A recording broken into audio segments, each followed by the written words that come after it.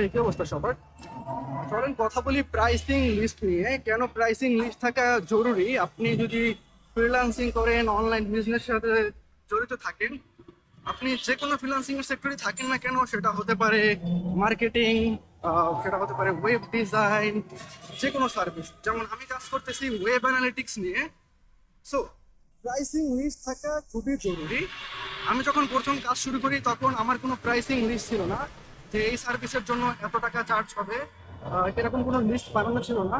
সেক্ষেত্রে আমার কি হয়েছে, প্রত্যেকটা যখন নতুন কোনো ক্লায়েন্ট আসতো তার সাথে প্রত্যেকটা প্রজেক্টের জন্য আলাদাভাবে প্রাইসিং ডিসকাশন করা লাগতো, প্রত্যেকটার জন্য আলাদা কোটেশন দেওয়া লাগতো, এবং এটা লং টাইম যেত এই ক্লায়েন্ট হ্যান্ড ডিল করতে, প্রাইসিং নিয়ে ডিসকাস করতে করতে।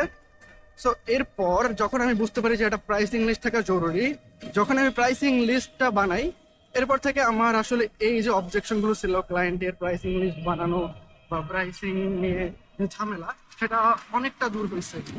আমি ওয়েব অ্যানালিটিক্সের সার্ভিসের ক্ষেত্রে যেভাবে প্রাইসিং লিস্টটা বানাইছি, যে আমার যে GA4 সার্ভিস, সেটার জন্য ধরেন যে $এত চার্জ করবো, 200 হোক 500 হোক। গুগল অ্যাডস ট্র্যাকিং এর জন্য একটা আলাদা প্রাইসিং লিস্ট বানালাম, ফেসবুক পিক্সেলের জন্য একটা আলাদা প্রাইসিং লিস্ট বানালাম।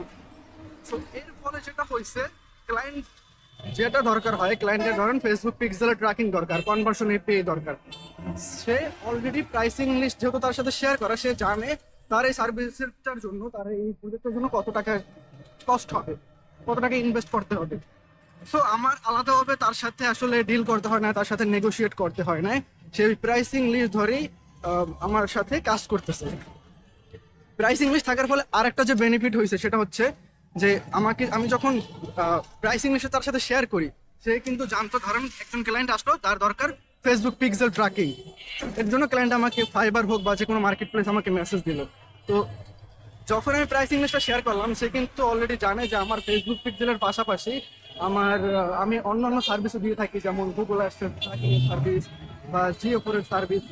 তো প্রাইসিং লিস্টটা শেয়ার করার ফলে সে কিন্তু আলাদা যে আমি সার্ভিসগুলো দিই সেগুলো সম্পর্কে একটা আইডিয়া পাই, যে আমি শুধুমাত্র ফেসবুক পিক্সেলের সার্ভিসই দিই না, আমি আলাদা সার্ভিসগুলোও দিই। তো এর ফলে আমি ক্লায়েন্টকে ডিরেক্টলি না বলার মাধ্যমে ডিরেক্টলি করে নিই যে আমি অন্যান্য ট্র্যাকিং এর কাজগুলো করি। সে কিন্তু অলরেডি জানে, না বলার পরও সে বুঝতে পারছে যে আমি এই কাজগুলো করি। তো এই ক্ষেত্রে এমন হয়েছে যে একটা ক্লায়েন্টের গুগল অ্যাডসের কাজ করছি, সে যখন দেখতে পারছে যে আমি আমার প্রাইসিং লিস্টে GA4 এর কথা উল্লেখ আছে, সে আমাকে GA4 এর কথাও জিজ্ঞেস করছে যে তুমি কি আমার GA4 সেট আপ করে দিতে পারবে কিনা। তো এইভাবে গুগল আর্টসের যে প্রজেক্টটা ছিল আমার $200 চার্জ করছি, GA4 এ ইনক্লুড করার ফলে সেটাকে আমি $500 চার্জ করতে পারছি। তো প্রাইসিং লিস্ট দেওয়ার ফলে আমি কিন্তু একটা এক্সট্রাও চার্জ করতে পারছি। তো প্রাইসিং লিস্ট থাকার বেনিফিট তাহলে আমরা কয়েকটা পাই।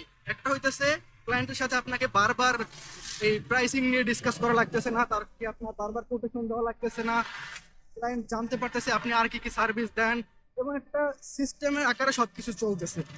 তো আমরা যে বিজনেসই করি না কেন, আপনি যে বিজনেসই করেন না কেন, আপনার ফোকাস হওয়া উচিত সিস্টেম বিল্ডিং। আপনি যখন সিস্টেম বিল্ড করতে পারবেন, আপনার হোক সেটা এজেন্সি বিজনেস বা যে কোনো বিজনেস, আপনার বিজনেস স্মুথলি চলবে।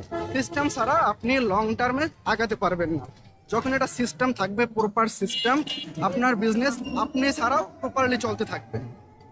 সো আপনার আজকে থেকেই উচিত প্রাইসিং লিস্ট বানানো, যদি আপনার প্রাইসিং লিস্ট এখনো না থাকে, এটা প্রাইসিং লিস্ট বানানো এবং সেই অনুযায়ী কাজ করা।